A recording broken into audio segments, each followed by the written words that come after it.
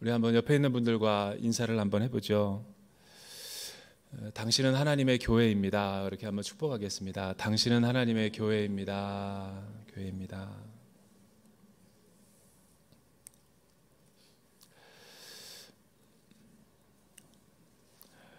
우리가 이 살펴볼 또 사도행전 이 교회는 어떻게 보면 많이 들었고, 특별히 이제 온누리 교회라면 이제 교회 본질을 우리가 사도행전에서 찾고 있기 때문에 하영조 목사님께서 늘 이런 얘기를 하셨습니다. 여러분들이 교회 생활을 하다가 항상 힘들면 이 사도행전 텍스트로 다시 돌아가야 된다고. 그럴 정도로 온누리 교회는 이 모든 시스템과 또 예배, 양육, 사역, 선교, 공동체 모든 영적인 DNA가 사도행전에서 묵상을 하다가 또 하나님께서 주신 비전을 가지고 세워진 교회이기 때문에 우리 대전 온누리교회가 다시 한번 영적으로 비상하고 또 도약하기 위해서는 이 하나님의 나라에 대한 가치를 사도행전에서 다시 한번 재발견해야 될 줄로 믿습니다. 그래서 저는 이 사도행전 본문을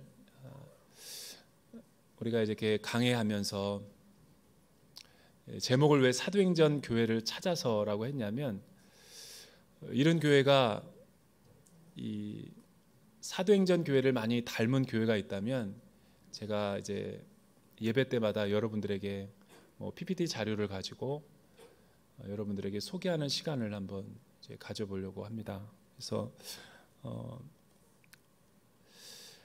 하나님께서는 이 국경과 또 경계를 넘어서 이 오늘날에도 사도행전 교회가 또 오순절날 임했던 그 공동체가 오늘날에도 다시 재생산될 수 있는가? 저희는 그렇다라는 관점에서 이 사도행전 말씀을 이제 묵상해 보려고 합니다. 먼저 이 사도행전이라는 책에 대해서 간단하게 우리가 소개를 하면, 이 사도행전은 누가가 지은 것이죠. 그래서 누가복음, 사복음서 가운데 누가복음은 이제 누가가 지었기 때문에 예수님의 생애와 사역을 또 믿음이 없는 사람들이 예수님을 믿고 구원을 얻게 하기 위해서 쓰여진 복음서가 이 누가행전이죠. 누가복음이죠. 이게 이제 예수님의 생애와 사역에 초점을 맞췄다면, 부활 이후에 또 초대교회가 어떻게 이 복음의 능력을 가지고 또 들풀처럼 역사 가운데 퍼져가는가를 누가는 역사가의 관점에서 기록하고 있는 책이 바로 또 사도행전이 아니라 누가행전이라고 그러죠. 그래서 이 누가복음과 사도행전은 같이 한 권의 책이라고 해도 과언이 아니죠.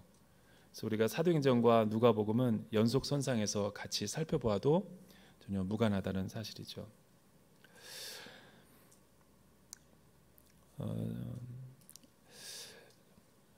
사람들은 예수님에 대해서 많이 아는 것 같으면서도 우리가 마가복음에 우리가 큐티를 하다가 보니까 어느 날 새벽에 말씀을 선포하는데, 가이사라 빌립보에서 우리 주님이 제자들에게 묻지요. 사람들이 나를 누구라고 하느냐라고 물었을 때, 많은 사람들은 더러는 엘리야, 혹은 더러는 예레미야, 또 어떤 이들은 세례 요한이라 하더이다라고 이제 대답을 합니다. 이거는 많은 이 당시 보편적으로 사람들이 가지고 있었던 예수님에 대한 이미지와 상들이었다면, 3년 동안 동고동락하고 또 하나님의 나라에 대해서 배우고 또 가르침을 받은 제자들에게 우리 주님이 묻지요. 너희는 나를 누구라고 하느냐? 그때 베드로가 약간 봉숭아학당 같은 그런 어떤 이 리액션을 가지고, 그러니까 정확하게 알고 그 대답을 한 것이 아니라 우연하게 말을 했는데, 말하고 나서 보니까 그게 정답이었던 거죠. 주는 그리스도시요 살아계신 하나님의 아들이십니다 라고 그랬더니 내 이름이 복되다 라고 말하시면서 그 신앙 고백 위에 나의 교회를 세우겠다. 음부의 권세가 이기지 못하는 불멸의 교회, 또 세상이 교회를 위협하는 것이 아니라 기독교가 세상을 도전하는 그런 기독교의 본질로서 하나님의 나라의 공동체를 세우겠다라고 이야기한 거죠. 여러분, 그 베드로가 고백한 그 믿음의 한 단어, 주는 그리스도시요 살아계신 하나님의 아들이십니다 라는 이 고백이 바로 교회의 토대가 되었던 거죠. 그래서 이런 신앙 고백을 하는 사람들이 모인 곳이 에클레시아라고 하는 교회를 의미하는 거예요. 교회는 이 건물이 있다라고 교회가 되는 것이 아니고, 교회는 대한예수교 장로회 통합 측에 속해 있다 그래서 교회가 이루어지는 것도 아니고, 교회는 사람들이 모여 있고 또 재정이 있다 그래서 교회가 시작되는 것이 아니죠. 여러분, 만약 이런 것을 생각해 볼 필요가 있어요. 어떤 사람이 교회를 하기 위해서 사람들을 이렇게 오늘 수요 예배 오신 분들, 여러분들처럼 다 한 곳에 모았어요. 그리고 이 공간도 어떤 재력가가 이 헌물을 기증해서 이 예배드릴 공간도 마련되어 있어요. 그리고 어떤 성도님이 좋은 악기와 또 예배팀을 구성해서 밴드와 세션 팀을 다 만들어서 찬양을 하는 팀들이 구성이 됐습니다. 자, 그렇다고 교회가 시작될까? 어떤 분이 또 좋은 장의자가 아니라 우리 개인용 의자를 좀 우리가 설치를 해서 많은 사람들이 편안하게 예배드릴 수 있도록 그렇게 합시다라고 그래서 이 의자도 700개나 되는 많은 의자를 이곳에다 세팅을 했어요. 그리고 어떤 사람이 십자가에 현판을 달고 밖에다가 교회 등록을 했다 그래서 그 교회가 과연 교회 기능을 한다고 할 수 있을까? 그것은 교회라고는 외형적인 것은 갖출 수도 있어도, 그렇게 해서 교회가 시작된다면 사람이 주도할 수밖에 없는 교회가 되어버리고 말죠. 다 준비가 되어 있더라도 만약 성령님이 오지 않아서, 성령님이 오시지 않고 기름 부어주지 아니하시고 또 우리 교회 가운데 역사하지 않는다면 사실은 교회는 교회가 될 수 없는 거죠. 제가 옛날에 영국에서 방영한 신학교를 아주 오래전에 이제 다닐 때 제 교수님이 미국 분이셨는데 그분이 교회론을 가르치면서 이런 비디오를 틀어줬어요. BBC에서 나온 영국에서의 다큐를 찍은 그 방송인데, 그 BBC에서 만든 다큐는 굉장히 제가 한 번도 경험해 보지 못하고 생각해 보지 못했던 교회론에 대해서 보여주는 장면이었어요. 4가지를 보여줬는데, 첫째는 이 노인들만 모여 있는 교회였어요. 노인들. 근데 그 노인들이 교회에서 뭐 하냐면 트럼프 카드 놀이를 하고 있고, 또 사교 댄스를 추고 있고, 또 젊은 사람들이 해주는 음식을 이렇게 먹고 있는 그런 많은 노인들이 모여 있는 교회. 그러니까 그 교회를 왜 보여주냐면 아주 오래되고 트래디셔널해서 쇠락해져 가고 있는 젊은이들이 모이지 않는, 새 생명이 태어나지 않는 그런 교회의 모습을, 그런 교회도 있다라는 것을 보여주기 위해서 샘플로 보여준 거죠. 또 어떤 교회는 가보니까 BBC 방송이 촬영한 그 교회 모습은, 교회가 이제 막 개척이 됐는데 어떤 젊은 열정적인 목사가 나타나서 정말 뜨겁게 부르짖고 탁월한 카리스마틱한 리더십을 가지고 수많은 이렇게 청년들과 젊은이들을 몰고 다니는 교회의 모습이었어요. 자, 이것이 진정한 교회인가라고 이제 보여주는 거죠. 또 어떤 교회는 굉장히 어떤 제도적이고 의식적이고 예식 중심으로 드리는 그런 교회의 패턴의 모습을 보여주었던 거예요. 아주 오래된 제도적인 교회. 사람들은 많이 모여 있지만 경직돼 있고 거룩하다고 보기에는 거북한 그런 교회의 모습으로 표정 하나 바뀌지 않고 앞에서 찬양을 리드하는데도 꿈쩍도 하지 않고 입도 반응하지 않는 대한예수교 장로회처럼 이 교회의 모습을 어떤 그 촬영을 해서 보여주는 걸 봤어요.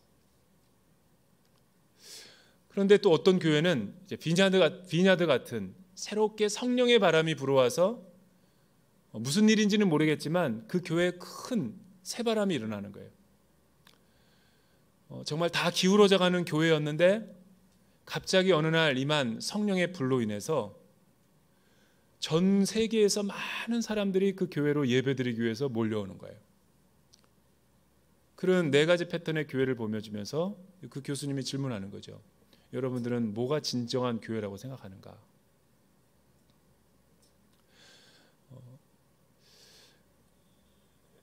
교회는 교단에 속해 있는 교회와 멤버를 교회라고 그러지 않죠. 또 교회는 단순하게 사람들이 모였다 그래서 교회가 이루어지는 것도 아니죠. 그래서 오늘 사도행전 우리가 살펴볼 이 말씀에서는 교회란 무엇인가를 우리에게 잘 설명해 주고 있는 장면이 나타납니다. 사람들은 우리 예수님을 오해했습니다. 왜 이 당시 사람들이 예수님을 오해했냐면 메시아에 대한 기대도 있었고 또 하나님의 아들이 곧 장차 오셔서 이스라엘 민족을 부흥하게 한다라는 종말론적인 믿음도 있었지만 그들이 간과했던 사실 한 가지는 오직 이스라엘만을 이방인들의 압제에서 구원해 줄 분, 정치적인 메시아요, 또 어떤 자신들의 주관적인 메시아, 혹은 자신의 나라를 강하게 해주고 잘 살게 만들어주는 그런 어떤 물질적인 메시아, 그런 상을 가지고 있었던 것이 그 당시 많은 사람들이 생각하던 예수님에 대한 모습이었기 때문에 그렇게 사람들이 반응했던 거죠. 그러나 베드로에게 가르쳐줬던 것처럼 예수님은 그 당시 많은 사람들이 생각하던 그런 이미지로서의 하나님이 보내신 하나님의 아들이 아니었다라는 거죠. 교회도 마찬가지예요. 사람들이 예수님에 대해서 오해하듯 교회에 대해서도 많은 오해를 하고 있습니다. 예수님은 한 번도 교회라는 기관을 세운 적이 없죠. 우리 주님은 하나님의 나라를 선포하고 하나님의 나라를 또 표적과 또 가르침과 행위로서 하나님의 나라에 대한 믿음을 우리에게 보여주시기 위해서 이 공생의 사역을 하셨죠. 어떻게 보면 교회라는 기관은 예수님이 부활하시고 나서 제자들이 모였을 때 하나님의 일을 가르쳐 주면서 선교를 하다가 보니까 세워진 기관이 사람들이 교회라는 에클레시아라는 모임이었죠. 이 에클레시아라는 교회의 뜻도 어떤 목적을 위해서 서로 모이다라는 그런 뜻이 교회라는 거죠.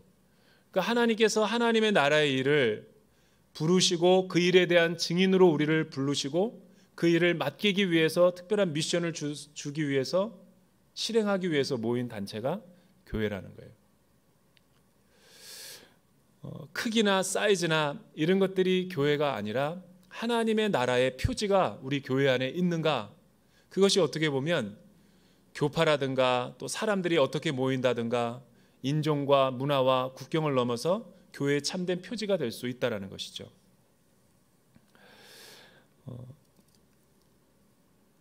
저는 오늘 말씀을 통해서 저와 여러분들이 교회의 진정한 모습은 무엇인지를 세 가지로 한번 살펴보기를 원합니다. 이 누가복음에 보니까 사도행전 1장서부터 1절서부터 5절에 있는 말씀까지 누가는 예수님이 부활하신 것의 이후의 사건에 대해서는 보여주지 않죠.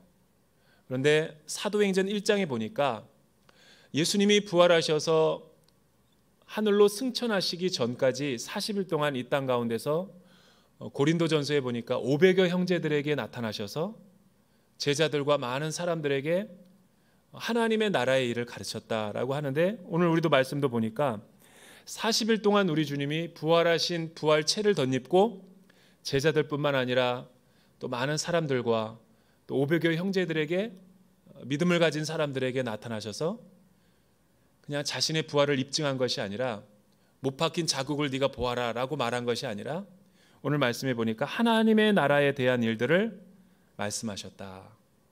이 중요한 포인트죠.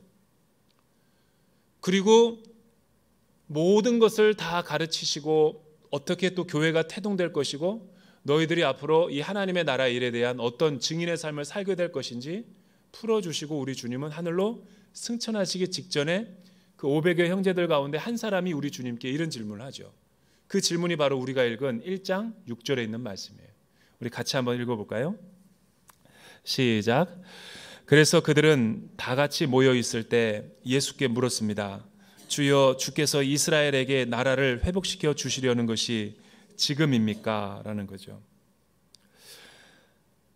많은 사람들이 예수님에 대해서 이제 하늘로 곧 승천하실 우리 주님께 정말 궁금했던 질문 한 가지가 하나님에 대한 강론과 또 강해를 다 듣고 나서 마지막 질문했던 게 뭐냐면 주께서 이스라엘 나라를 회복시켜 주심이 바로 이때임입니까? 그러니까 부활하신 주님이 성령 충만하게 하나님의 말씀을 잘 풀어서 설명해 주고 다 들었는데도 결론적으로 그들의 질문은 하나도 바뀐 게 없었어요. 정치적인 메시아요, 또 로마 제국에서 이스라엘 백성들을 해방시켜 줄, 잘 살게 해줄 구원자요, 메시아가 바로 예수님이었던 것이 복음서나 사도행전에서나 동일하게 나타나고 있다라는 것을 보여주고 있는 거죠. 이스라엘 나라의 회복이 어느 때입니까? 라는 질문의 의미가 도대체 무엇일까? 이 안에는 저와 여러분 대전 온누리교회가 바로 찾고자 하는 그 사도행전 교회의 본질이 이 안에 담겨져 있는 거예요. 그래서 이 질문이 무슨 의미를 뜻하는가를 세 가지를 우리가 접근해서 살펴보면 오늘 말씀을 우리가 포인트를 잘 잡을 수 있는 거죠. 첫째는 이스라엘 나라를 회복시켜 주시는 것이 지금입니까? 라는 뜻은 교회는 인간이 만든 기관이 아니라는 거죠. 여기서 이스라엘 나라라는 것은 인간 나라를 의미하는 거예요. 인본주의적인 나라. 그러니까 우리가 그리스도인이고 교회는 다니고 세례교인이라고 말하면서 이 세상에 속해 있으면서 사람들에게, 친구들에게는 나는 기독교인이고 교회에 다닌다라고 말만 할 뿐더러 무늬만 그리스도인이지 월요일서부터 토요일까지 일상생활에서 내가 하나님의 백성답게 살아가지 못한다면 사실은 우리가 그리스도로 옷 입고 교회를 이루는 구성원이 될 수가 없는 거죠. 그것은 마치 운전면허를 우리가 땄다 그래서 운전을 다 잘하는 것이 아니듯 무늬가 그리스도인이라고 해서 내 삶이 그리스도인의 삶으로 충만하게 채워진 것은 아닐 수 있다는 거죠.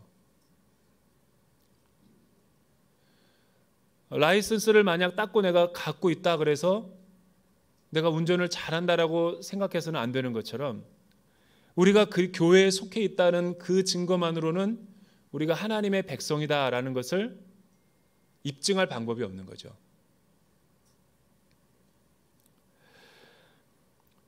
왜 제자들은 예수님 앞에 이스라엘 나라의 회복을 이야기하고 있을까?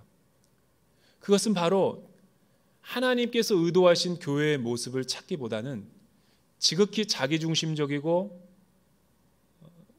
인본주의적인 주관적인 교회의 모습을 자기가 꿈꾸고 있기 때문에 그렇다라는 거죠.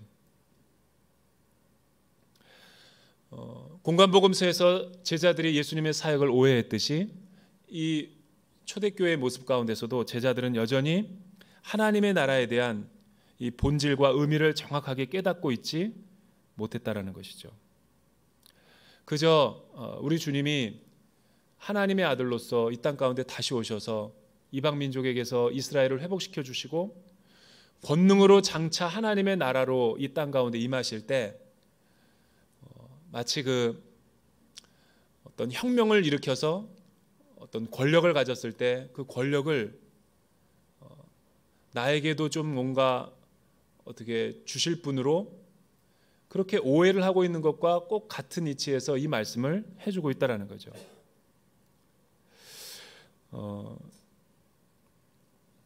따라서 이 말씀은 교회란 사람이 만든 기관이 아니고 조직과 제도나 또한 건물이 아니다라는 것을 단적으로 보여주고 있는 말이 이 질문과 같은 거죠. 하나님이 이 세상에서 사람의 손에 의해서가 아니라 하나님이 창조한 두 가지 기관은 교회와 가정밖에 없는 거예요. 성경 66권을 읽어보면 하나님께서 사람이 창조하지 않은 기관, 사람이 만들지 않은 조직이 두 가지가 나오는데 창세기에 가정이라는 제도와 신약에는 교회라는 제도죠. 그런데 어떻게 보면 이 두 기관은 많은 이 세상의 사상과 어떤 이데올로기라든가 많은 정치자들이, 정치 지도자들이 이 가정을 무너뜨리려고 했고 또 동성애자들이 이 가정을 무너뜨리려고 많은 노력을 하고 있지만 또 공산주의 혁명이 일어났을 때도 교회 기관을 갖다가 문을 닫게 하고 지탱하지 못하도록 많은 것을 방해를 했지만 교회란 없어지지 않았죠. 또 가정도 사라진 것이기는커녕 오히려 더 공산주의 안에서도 이제 다 사상이나 이데올로기가 믿을 게 없으니까 가족밖에 없다. 그래서 저는 예전에 탈북민을 사역을 했을 때 탈북민들이 이상하게 혈연 중심이에요.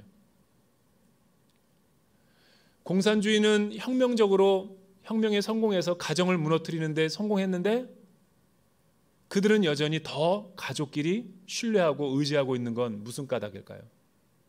역설적이게도 혁명이 실패했다라는 거죠. 왜냐하면 하나님께서 직접 자신이 의도하셔서 만든 기관이기 때문에 그런 거예요. 따라서 가정과 교회는 세상의 방식으로 경영되는 것이 아니에요. 하나님의 말씀에 따라서 뜻에 따라서 움직여지는 그 기관이 바로 이 교회와 가정이라는 것이죠.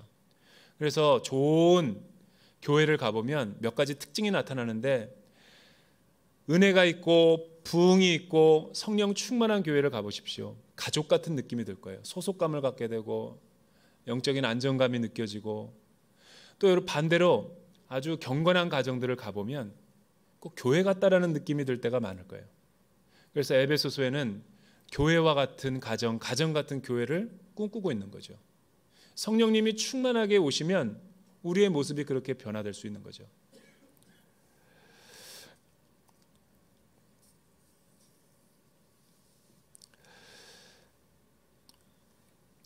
온누리 교회가 1984년에 이제 한남동에서 지금 서빙고 앞에서 이제 시작이 됐는데 온누리 교회는 33년 된 역사를 갖고 있습니다. 여러분 33년 동안 온누리 교회 가운데 얼마나 많은 풍성한 은혜를 부어주셨고 또 얼마나 놀라운 일들이 우리 교회 가운데 일어났는가. 제적으로는 11만 명, 12만 명이지만 출석 교인으로는 매 주일마다 출석하는 인원이 6만 5천에서 7만 명이라고 그래요. 전 캠퍼스까지 다 합쳐서. 개 교회가 매 예배 때마다 많은 사람들이 이렇게 모이는 이유가 뭘까?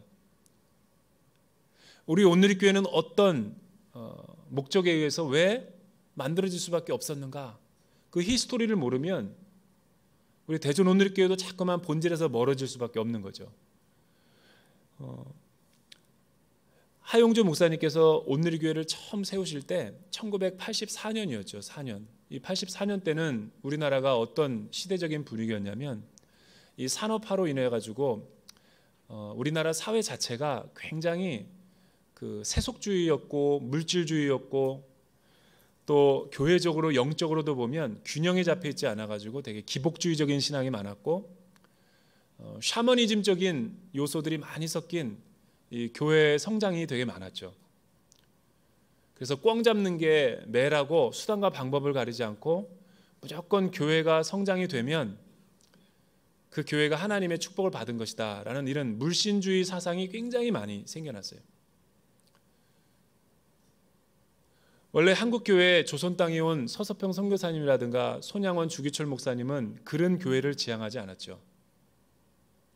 수적으로도 많았을 뿐만 아니라 도덕적으로나 윤리적으로나 사회적으로도 굉장한 거룩한 영향력이 있었던 분이 이제 우리 교회의 리더십들이었죠. 그러나 1980년 당시는 달라요. 이 세상은 굉장히 세속화되고 성적으로 타락해가고 있었는데 교회조차도 비도덕적이고 윤리적이지 못하고 무조건 헌금을 많이 내면 되고 무조건 물량적으로 성장하면 된다라는 이 잘못된 교회 성장론이 이 한국 교회를 갖다가 굉장히 오염시켜놨죠. 그러니까 가난은 이겼음에도 불구하고 풍요는 이기지 못해서 많은 재정, 많은 헌금, 많은 성도들이 올수록 교회는 대사회적인 영향력을 잃어버렸어요. 그리고 무조건 교회 나오면 복 받는다라는 이런 잘못된 번영주의 신학이 교회 안에 침투함으로 인해서 교회와 세상이 차이가 없어졌어요. 그래서 90년대 교회가 어떤 문제가 일어났습니까? 90년대 가장 큰 영적인 타락이 교회 안에 일어났어요. 무슨 사회에서나 뉴스에서나 사건이 터지면 다 교인들이 연루됐어요. 그리고 사회는 회복되거나 변화되지 않았어요. 2000년대 들어서 교회는 심각하게 성장이 멈추고 정체와 쇠퇴까지 하고 있는 거죠. 2010년대와 20년대 중심에는 우리가 바로 그런 지금 시대적인 영향을 받고 있는 거죠. 신학에서도 상당한 많은 문제가 일어났어요. 한국 교회는 성령론을 어떤 은사주의자들이 일어나가지고 교회 부흥사들이 와가지고 교회를 이 성령님을 인격적인 성령님이 아니라 비인격적이고 은사 중심으로 막 집회를 하다 보니까 교회가 깨지고 무너지고 방언 못하면 성령 충만을 못 받았다 이래가지고 이 335 분열되는 일들이 제 눈으로 목격한 것만 해도 되게 많았어요. 말씀을 강조하는 교회들은 말씀만 강조하고 성령만 강조하는 교회들은 오직 성령만 강조해서 말씀과 성령이 이혼해 버렸어요. 그리고 서로 교리적으로 비판하고 판단하는 일들이 많았죠. 교회와 선교단체도 서로 비판했어요. 저도 캠퍼스에 있을 때 선교단체들이 교회를 너무나 많은 비판을 하는 거예요. 교회가 부패했다. 또 반대로 교회는 선교단체를 이단이라고 비판하고, 그러나 또 선교를 하려니까 학생들이 돈이 없으니까 교회에 와서 돈을 지원받으려고 그러고, 이런 악순환이 계속 있었죠. 그래서 교회가 굉장히 많은 혼란 가운데 있었던 것이 사실이죠. 그때 한국 교회를 위기에서 어떻게 보면 각성하고 깨우기 위해서 세워진 교회가 그때 오카는 목사님이 세우신 사랑의 교회가 세워진 거예요. 제자 훈련을 통해서 진정한 이 물과 성령으로 거듭나고 구원받은 제자 훈련 받은 이 사람이 교회다라는 모토를 가지고 건물이나 조직이 아니라 구원받은 제자가 참된 교회다라는 기치를 내걸고 제자 훈련으로 목회의 철학을 세우는 거죠. 그리고 예수원 같은 대천덕 신부님은 그 산골짜기 태백산맥에 올라가서 정말 기복주의적인 것에 반대해서 하나님이 그 산골짜기에서도 먹이시고 입히시고 책임지신다라는 것을 선포한 선지자적인 삶을 사셨죠. 그래서 많은 대한민국 교회의 목사의 목사라는 말을 들었어요. 우리나라의 많은 교계 지도자들이 대천덕 신부님의 영향을 안 받으신 분이 없어요. 대표적인 한 가지 설교는 그때 광야에서 외치셨던 메시지가 이거였죠. 한국 교회에게, 한국 교회와 목회자들이 조금 더 가난해져야 되고 조금 더 겸손해야 되고 조금 더 낮아진 곳으로 가야 된다.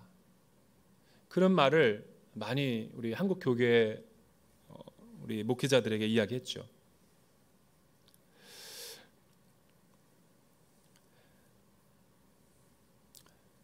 온누리 교회도 마찬가지인 거예요.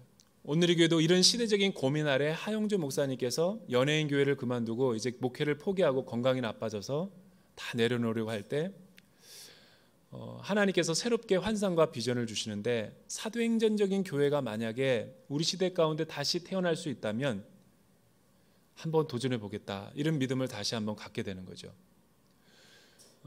여러분, 모든 조직과 교파와 모든 걸 초월해서 교회로는 성경적인 교회론이어야 되는 거예요. 이 교회론은 변화가 될 수 없는 거죠. 예수님이 꿈꾸시는 교회, 하나님이 의도하신 교회로는 변화될 수 없는 거예요. 하지만 부르심에 따라서 또 신학교 출신에 따라서 꿈에 따라서 목회자의 철학에 따라서 목회 철학은 달라질 수 있는 거죠. 하영주 목사님은 요양하는 가운데서 영국에서 깊이 사도행전을 묵상하다가 사도행전적인 교회라면 해보겠다라는 기도응답을 받고 서울로 귀국해서 지금의 교회를 세운 거죠. 조건이 하나가 있었어요.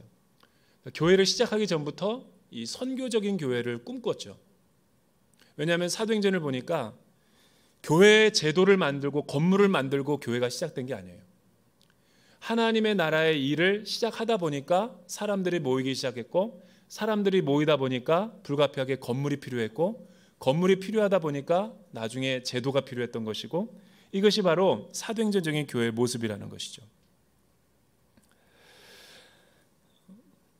하나님 앞에 기도하고 하나님 앞에 부르심을 받고 시작한 교회가 사도행전적인 바로 이 목회 철학을 가지고 이 교회를, 온누리교회를 시작했다라는 것이죠. 예배와 양육과 사역과 선교와 공동체를 뼈대를 다 마치고 온누리교회 예배를 시작할 때도 그냥 단순하게 예배를 시작한 것이 아니죠. 온누리교회는 선교제다가 예배를 또 회복하고 예배를 세우기 위해서 이제 교회 예배를 드리기 시작했던 거고, 예배 가운데 충만하게 부어주시는 그 은혜를 받고 또 말씀을 통해서 우리가 양육되어지고 뜨거운 가슴을 우리 손과 발이 돼서 또 수많은 구제와 봉사와 또 선교의 아울리치로 헌신하기 위해서 사역이 만들어진 것이죠. 여러분, 사역을 섬기다 보면 불가피하게 은사가 나타나죠. 다양한 하나님께서 주신 우리의 은사, 하나님의 나라를 섬기게 하기 위해서 은사는 동일한 것이 없어요. 다 다양한 은사를 주셨던 것이 공동체 안에서 확인이 되고 컨펌이 되는 거죠. 그래서 이 교회라는 공동체가 만들어지고 다양한 하나님의 일을 할 수 있게 됐다는 것이죠. 이스라엘 나라의 회복이 어느 때니까 라고 말한 이 말의 두 번째 의미는 무엇입니까? 이 두 번째 의미는 교회는 하나님의 나라를 추구해야 된다는 거예요. 우리가 존재하고 우리 교회가 세워진 목적이 하나님의 나라의 일이 아니면 반드시 그 기관은 세속적이고 타락하고 변질되게 되어 있는 것이죠. 하나님의 나라는 무엇입니까? 이 하나님의 나라라는 것은 교회가 아니죠. 이 교회와 하나님의 나라의 관계는 마치 이렇게 표현할 수 있을 거예요. 미국이랑 중국에 있는 미국 대사관, 미국이 하나님의 나라라면 중국에 있는 대사관은 교회라고 할 수 있는 것이죠. 베이징에 가보면 미 대사관이 있지만 왜 많은 탈북민들이 탈북해가지고 그 중국 대사관, 미국 대사관 쪽으로 넘어가려고 합니까? 왜 넘어가다가 다시 붙잡혀가지고 북송됩니까? 그것은 중국의 속에 있지만 중국 영의 통치와 지배를 받는 것이 아니라 거기는 미국 성족이고 미국의 법과 통치를 받고 있기 때문에 그런 거죠. 그래서 목숨을 걸고 그 철문을 넘어가지고 그곳에 도달하기만 하면 더 이상 치외법권 지역이기 때문에 그곳은 안전한 곳이 되는 거죠. 교회도 마찬가지예요. 교회가 하나님의 나라는 아니죠. 그러나 하나님의 나라는 하나님의 나라가 이제 영적인 권위와 또 기능을 할 때 효력이 미치는 곳이 바로 이 교회라는 것이죠. 그러니까 교회는 어떻게 보면 하나님의 나라의 일을 하지 않으면 인본주의적인 모임이 충분히 될 수 있는 거예요. 라이온 클럽이라든가 로타리 클럽이 충분히 될 수 있는 거죠.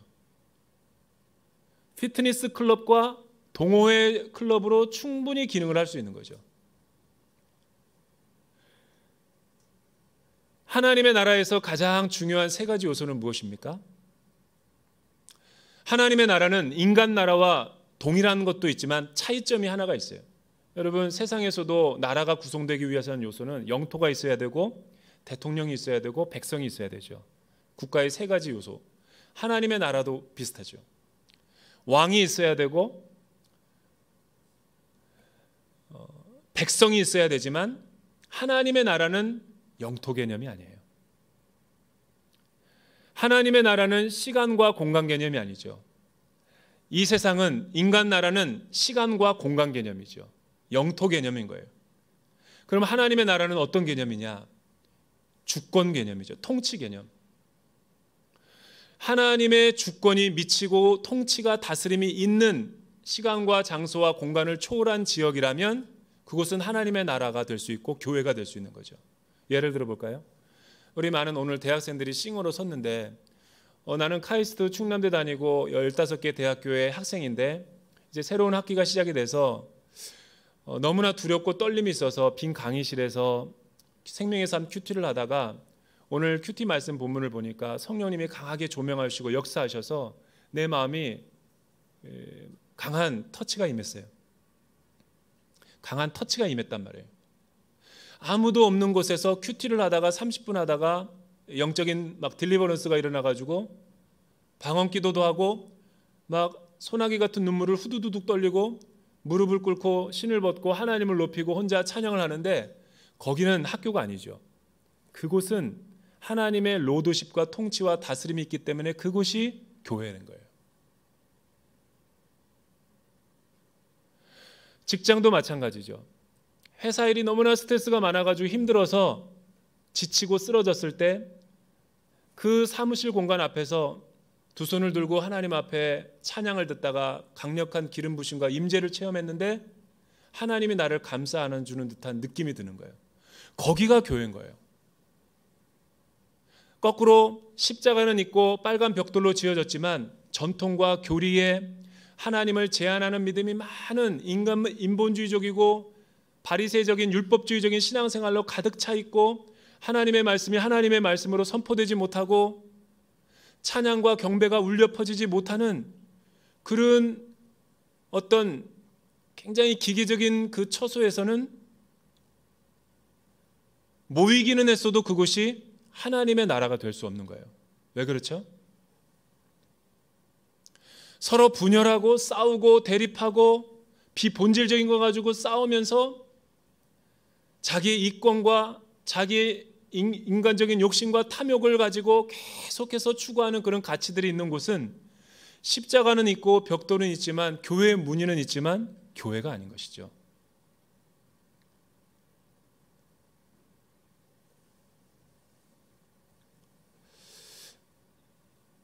여러분, 하나님의 나라는 로드십이죠. 통치 개념.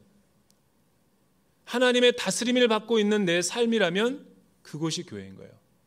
그래서 그렇다고 이 공간이 하나님의 나라가 기다 아니다라고 말할 수는 없는 거죠. 여러분들이 주일날 이곳에서 예배를 잘 드리고 월요일서부터 토요일날 세상으로 파송이 돼서 여러분이 전업주부로서 설거지를 하고 음식을 만들다가 자녀를 양육하다가 또 여러분들이 사회생활을 하면서 만나는 사람들에게 선한 영향을 끼치고 있다면 거기에 주대심이 임하는 거죠.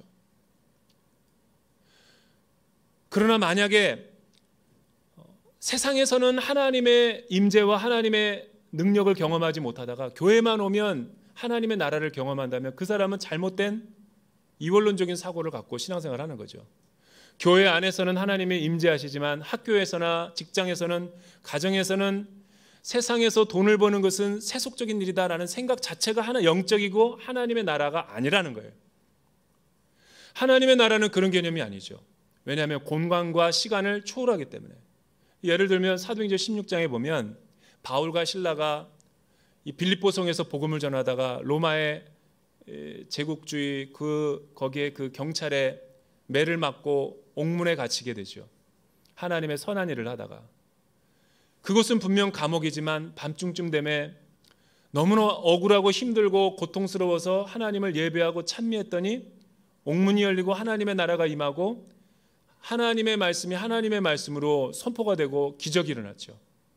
그리고 그곳에서 간수와 죄수들에게 복음을 전하고 세례가 주어졌죠. 그게 빌립보 교회죠. 감옥도 교회로 하나님의 나라로 변화될 수 있는 것이죠. 왜 그럴까요? 하나님의 나라에서는 가장 중요한 것이 공간이 아니에요. 건물이나 조직이 아니라 하나님의 주대심인 것이죠. 여러분들이 만약에 교회 생활은 하고 신앙생활은 열심히 하면서도 교회 안에서는 하나님의 거룩과 임재를 느끼지만 내 마음에 하나님의 통치를 받지 않는 어떤 영역들, 옛사람, 옛성품, 옛자아가 있다면 그것은 아마 인간 나라일 거예요. 내가 다른 건 다 성화가 되고 거듭났는데 물질 사용에 있어서는 하나님의 통치를 안 받고 자기 주관적으로 하려고 그래요. 거기가 회복돼야 될 하나님의 땅끝이고 나라죠. 내가 다른 건 다 회복이 됐는데 우리 부모님들에 대해서와 우리 형제 자매들 식구들에 대해서 이 언어 말투가 성화가 안 돼요. 세상에서 교회에서는 나이스하게 막 사람들에게 정말 천사와 같이 이야기하면서 집에만 들어갔다 하면 돌변하는 거예요. 거기에는 하나님의 통치가 임하지 않는 것이죠. 어떤 사람은 다른 것은 너무나 탁월해요. 그러나 인간관계를 너무 못하는 사람이 있다면 관계에 하나님의 통치와 다스림이 필요한 거죠. 그것이 하나님의 주대심이라는 거예요. 어떤 사람은 하나님의 다른 건 다 괜찮은데 이 상처와 트라우마로 인해서 애정 결핍증에 의해서 어렸을 때부터 남들에게 관심을 주목받고자 과장되게 이야기하는 법이 커지고 주목받기 위해서 거짓말을 막 하던 옛 습관이 있어서 교회에 와가지고 신앙생활을 하면서도 이중 언어를 쓰는 사람이 많다면 그것은 아직 주대심이 임하지 않는 거죠. 자꾸만 교회 생활하다 보면 팩트를 이야기해야 되는데 뭐를 갖다가 자꾸만 섞고 뭐를 자꾸만 이렇게 빼는 일들이 있어요. 자기 중심적으로 제자들처럼. 그거는 영적이지가 않은 거죠. 이게 다 하나님의 나라의 회복을 필요로 하는 곳이죠.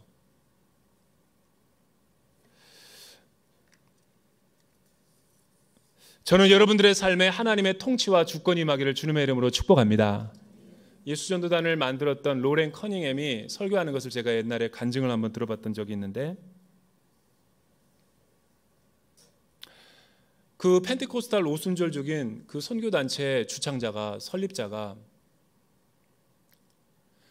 하와이 열방대학 코나와 스위스라든가 뭐 전 세계에 강력한 성령의 파도를 일으켰던 사람이, 하나님의 나라를 꿈꾸고 회복되기를 바라는 그 사람이 자기 아들들이 있는데 아들에게 어느 날 대학을 어디 들어갈까요? 그래서 자기가 직접 알려줬대요. 너는 헐리우드로 들어가라.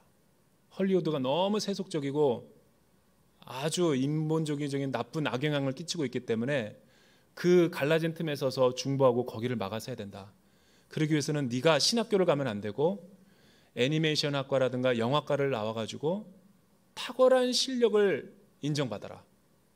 그리고 그거를 가지고 기독교 기관에 가서 사역하지 말고 헐리우드를 공략해라. 얼마나 멋있는 전략이에요. 여러분, 그거는 이원론적인 사역이 아닌 거죠. 굉장히 하나님의 나라의 관점에서 본 거예요. 왜냐하면 우리나라도 교회 안에서만 너무 구원을 외치고 교회 안에서만 너무나 많은 영적 훈련을, 제자도를 강조하다 보니까 정치, 사회, 경제, 문화를 다 이 세상에 뺏겨버리고 마는 거죠. 세 번째, 이스라엘 나라의 회복이 무엇이니까 라고 말하는 이 뜻이 무엇입니까? 이 말의 마지막 의미는 교회는 세상의 희망이 되어야 된다는 거예요. 교회가 세상의 실망이 돼서는 안 되고, 교회가 세상을 걱정해야 되는데 세상이 교회를 염려하게 만들어서는 안 된다는 거예요. 지금 우리 시대는 세상이 교회를 걱정하지 교회가 세상을 걱정하지 않습니다. 세상은 굉장히 투명한데 이 교회가 투명하지 않는 부분들이 많아요. 왜 그랬을까요? 하나님의 나라의 일을 초점을 맞추지 않고 했기 때문에 그런 거죠.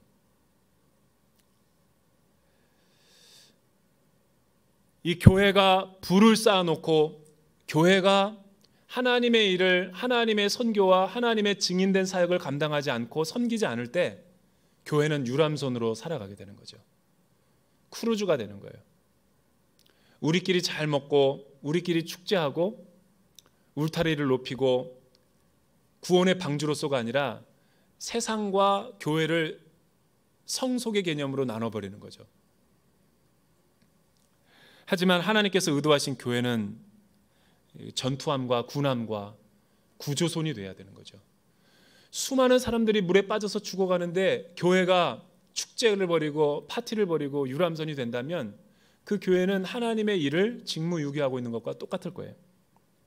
그래서 이스라엘 나라의 회복이 어느 때니까 라고 물었을 때 우리 주님은 뭐라고 대답해 주십니까? 그때와 기한은 너희가 알 바가 아니요 오직 성령이 너희에게 임하시면, 임파워링 리더십이 되면 너희가 권능을 받고 예루살렘과 온 유대와 사마리아와 땅끝까지 이르러 내 증인이 될 것이다. 내 증인이 된다는 것은 하나님의 나라에 일이죠. 그러니까 주님이 다시 오실 때까지 교회와 그리스도인들의 책무는 뭐냐면 이 선교적인 일과 영혼 구원하는 구령 사업에 앞장서게 될 때 교회의 교회다움이 회복이 되는 거예요. 그러니까 문의와 겉모습만 교회라 그래서 교회가 되는 것이 아니라 이런 교회적인 중요한 본질을 회복할 때 교회는 교회의 기능을 할 수 있게 되는 거죠. 온누리 교회가 이런 관점에서 세워진 거예요. 온누리 교회는 사실은 많은 사람들이 온누리 교회 오면은 예배가 좋다고 그러는데 사실은 그렇지 않아요. 저는 온누리 교회 17년 동안 섬기고 있는데 내부에서 본 목회자가 본 온누리 교회는 메가처치라기보다는 건강한 교회예요. 사람이 이끌어가는 것이 아니라 성경적인 교회론이 이끌어가기 때문에 담임 목사님이 없거나 담임 목사님이 어디 해외에 있어도 교회가 교회다움을 잃어버리지 않아요. 왜냐하면 목적과 비전이 이끌어가게끔 되어 있기 때문에, 시스템이 이끌어가고 있기 때문에. 이런 사도행전적인 교회론으로 토대를 세워서 이 교회의 모든 예배, 양육, 사역, 선교, 공동체 이런 모든 시스템을 만들어 놓고 특히 양육 같은 경우는 온누리 교회를 처음 시작할 때부터 세 개의 중요한 핵심 가치를 갖고 시작했어요. 이제 양육이 시작되니까 첫째는 뭐냐면 큐티라는 거예요. 큐티. 한국 교회에서 가장 제일 먼저 이 큐티의 개념을 도입했는데 큐티라는 것은 하나님과 나와의 관계성이죠. 예수 믿는다고 하면서도 교회만 다니지 하나님과의 나와의 인격적인 관계성이 없는 사람들이 많기 때문에 온누리 교회는 큐티하는 교회로 세우고자 큐티를 도입했던 거죠. 두 번째는 너무 개인주의적인 신앙이 많았어요. 한국 교회가. 그래서 이 성령도 잘못 받고 그래서 하다 보니까 나와 너의 관계를 새롭게 만든 거죠. 1:1 16주 두란노 교재는 사실은 내비게이터라든가 UBF 단체가 쓰던 성경 공부 교재죠.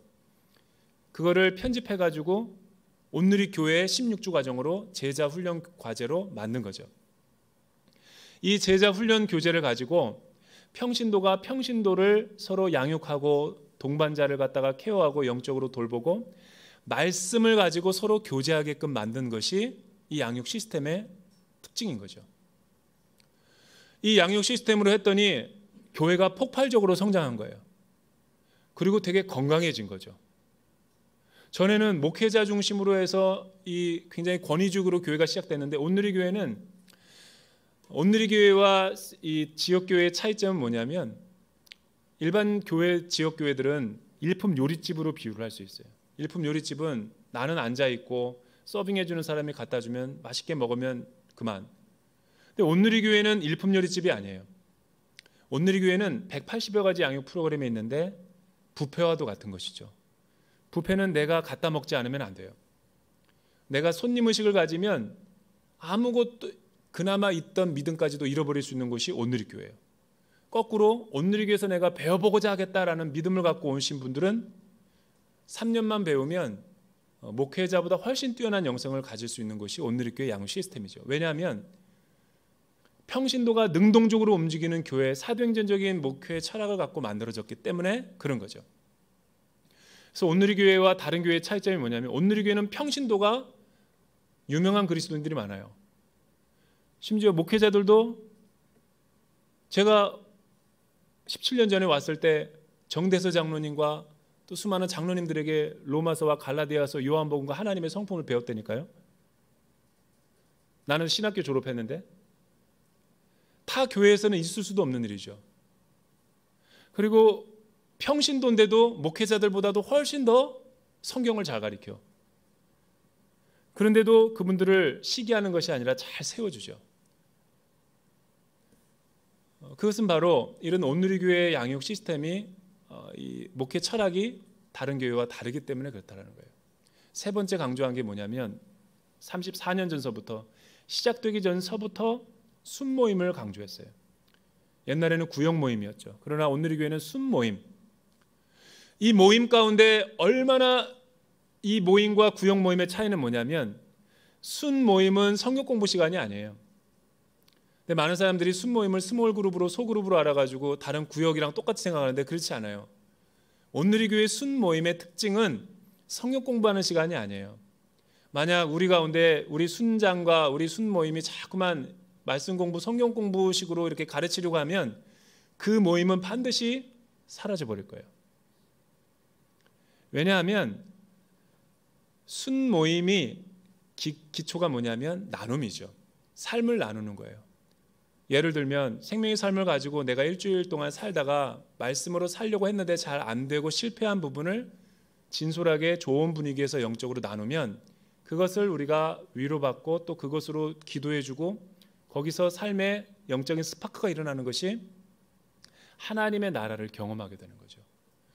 그래서 온누리교회가 성장해 가면서 제일 사람들이 사모했던 것이 순모임이에요. 새벽 1시가 되고 2시가 됐는데도 집에 안 돌아가서 순장님이 제발 좀 들어가라고 해서 내쫓을 정도로 사람들이 가기 싫어했어요. 왜 그럴까요?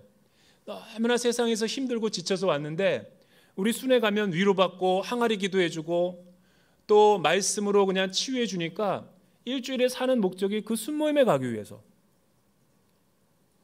그 순모임 통해서 내 신앙이 건강해지는 거죠. 유혹과 시험이 많아도 그 순모임만 한번 가서 하나님의 공동체를 경험하면 다시 회복이 돼서 살아갈 수 있는 힘이 생기니까. 이 세 가지가 사실은 온누리교회를 온누리교회 되게 한 영적인 DNA죠.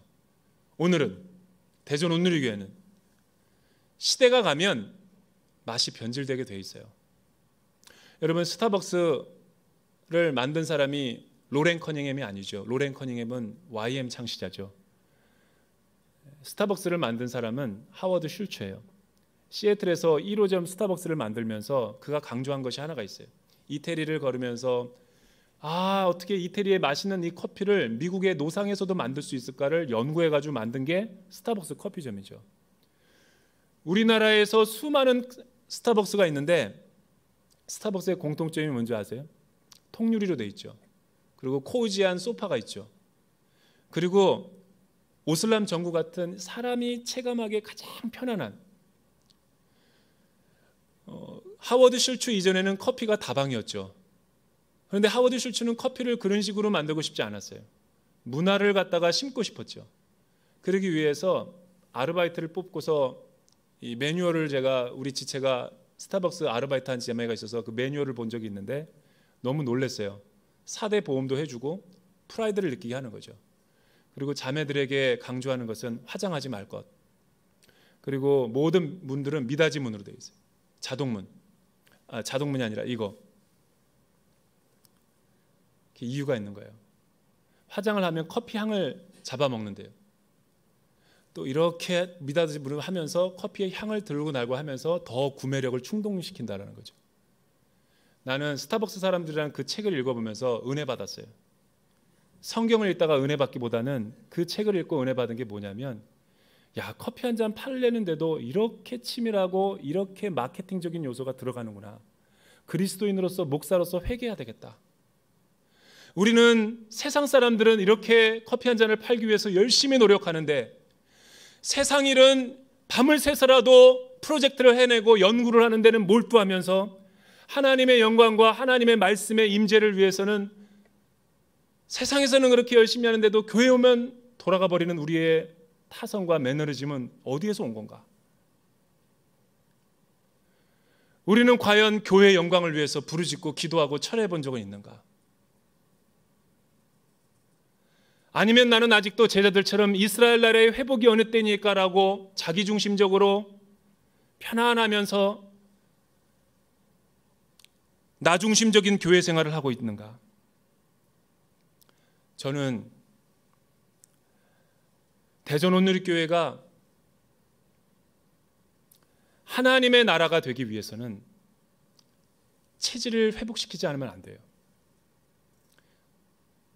지금 이 모습을 가지고는 세상을 변혁시킬 수 없는 거죠. 영적인 DNA를 다시 한번 튜닝해야 돼요. 피아노 줄이 늘어졌다면 조율을 해야죠. 다시 초점을 맞추고 다시 기도하고 하나님 앞에 교회의 영광을 대전 온누리교회가 회복하게 해주십시오. 처음에 이 땅을 하나님께서 세우셨을 때 그 비전과 목적을 성취하는 거룩한 도구가 되게 해주십시오. 순마다 영적인 붕이 일어나게 해주십시오. 우리 차세대와 여성사역과 모든 대학 청년부마다 하나님의 기름 부심이 넘치게 도와주십시오. 수요 예배도 하나님의 말씀이 하나님의 말씀으로 선포되게 해주십시오. 우리 순장 모임도 형식적이거나 기계적이 되지 않게 해주십시오. 하나님의 나라를 보게 해주십시오. 기도해야죠. 그러면 여러분들이 사도행전적인 교회가 되는 거예요. 저는 이런 영적인 부흥과 회복이 올 한 해 우리 교회 가운데 일어나기를 주님의 이름으로 축복합니다. 다 자리에서 한번 다 일어나 보시죠. 이 시간에 우리 같이 한번 믿음으로 기도하며 나갈 때, 성령 하나님, 우리 대전 온누리교회가 꿈꾸고 대전 온누리교회가 바라보는 하나님의 나라와 교회는 어떤 모습입니까?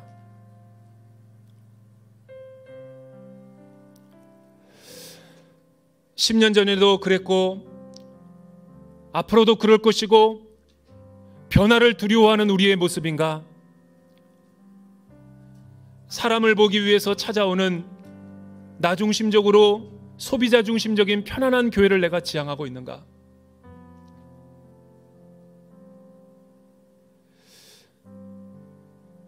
주님, 우리 순이 이렇게 돼서는 안 됩니다. 거룩한 불만족을 가지고 하나님 앞에 부르짖고 기도하고, 주여, 우리의 순장님과 우리의 순모임을 주님 앞에 의탁드립니다. 우리의 순모임 가운데 하나님의 나라를 경험하게 도와주시옵소서. 대전 온누리교회 모든 예배들마다 하나님의 나라가 회복되게 하여 주시옵소서. 대전 온누리교회 새벽 예배 가운데 기도의 불이 꺼지지 않게 도와주시옵소서. 하나님, 대전 온누리교회 가운데 우리의 가정들마다 하나님의 임재를 경험하는 가정이 되게 하여 주시옵소서. 하나님의 나라와 하나님의 교회와 우리의 직장과 일터가 이중적인 삶을 살아가는 것이 아니라 캠퍼스가 하나님의 나라가 되게 하시고, 직장이 하나님의 나라가 되게 하시고, 교회가 하나님의 나라의 축제가 되게 하여 주시옵소서. 이런 교회의 모습이 우리 안에 회복되게 도와주시옵소서. 이 시간 두 손을 들고 주여 3번 외치고 통성으로 기도하겠습니다. 주여, 주여.